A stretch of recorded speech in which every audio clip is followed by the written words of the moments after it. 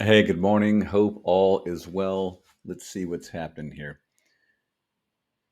As far as the mortgage market goes, it's kind of more of the same. Uncertainty and fear are overriding the actual hard data that we're getting. The hard data is inflation reports, CPI, PCE, Consumer Price Index. The price of oil is down. That's a good thing for mortgage rates typically. Employment is steady. Some layoffs coming. That tends to be good for mortgage rates too, as are recessions. But mortgage rate improvement is kind of being stagnated by all this fear and uncertainty in the marketplace because instead of purchasing bonds, people are hoarding cash, people being investors. Uh, Today, this morning, Wednesday, the personal consumption expenditures report will come out. And we'll see how that looks. The Federal Reserve next meeting, the board meeting, is May 6th and 7th. A rate cut is not likely, and that's good for us too, because the last couple times that's happened, the market had an inverse reaction and mortgage rates went up after the Fed pushed their rate down. So let's just stay the course and see what's going to happen because we did see an improvement in rates since the last meeting here. The 30-year fixed right now, it's Tuesday afternoon, is down further, about 6.75 ish, with no discount fee added to closing costs. You can buy that down to about 6.375 with about 1% of the loan amount added to closing costs paid by the seller or buyer. FHA, VA, USDA, almost a half of a percentage point improvement from last time. This is all no discount fee, too. That's this column here. 6.125, give or take, depending on credit score and the amount of the down payment.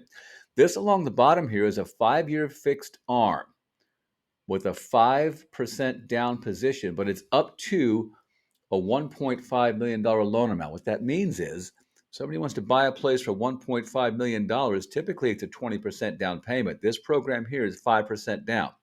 They're going out of pocket $75,000 for a $1.5 million loan amount.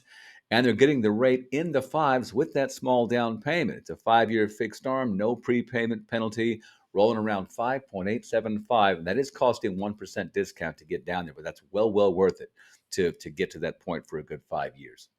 So I like this program here quite a bit. Also, keep in mind my VA goes down to a 550 up to a $1.5 million loan amount, and we have no lender fees on our VA stuff. Also, for you, take note of this here through May. New stuff that I get from you, we're going to waive the lender fees, being the origination fee. That's about $1,600 for waiving out of the loan to try to induce some action, get some people off the fence in the marketplace. Let's talk about a down payment strategy here that not a lot of people know about. You know, a 401k is a tax deferred way to save and invest income.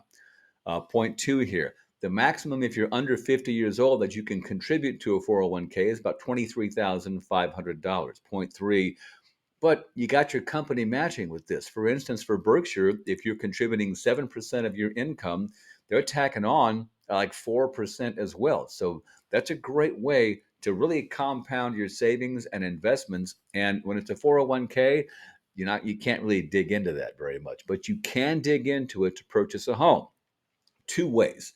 You could do a 401k loan, which you pay yourself back, or point five, you could do a hardship withdrawal from a 401k where you liquidate that money. You could pull all of it out with no penalty for the purpose of purchasing a home.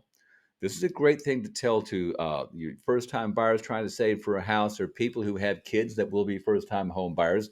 Encourage them to max out that 401k because in a year's time, that $23,000 investment could be 35,000 when you involve the company matching funds, and then if hopefully the market's going up more than down, could be 50,000 in 1 year that you put together to purchase a home. It's a great nest egg, tax deferred way to save money for a home.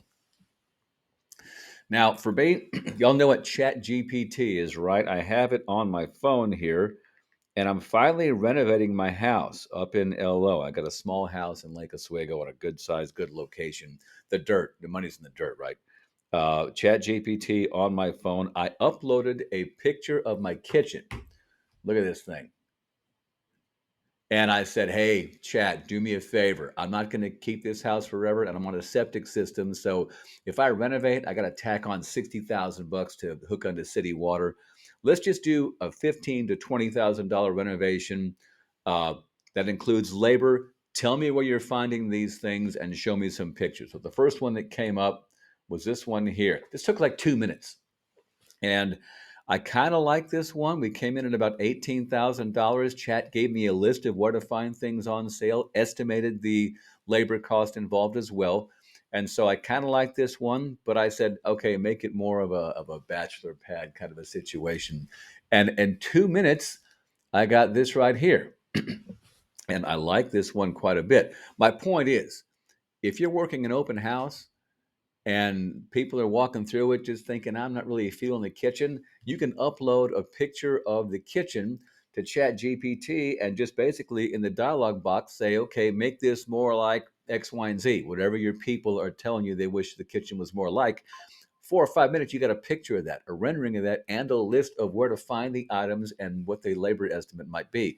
Great way to break the ice. I'm sure a lot of y'all know that, but it just kind of blew my mind how I can do this with my own house. So cool thing.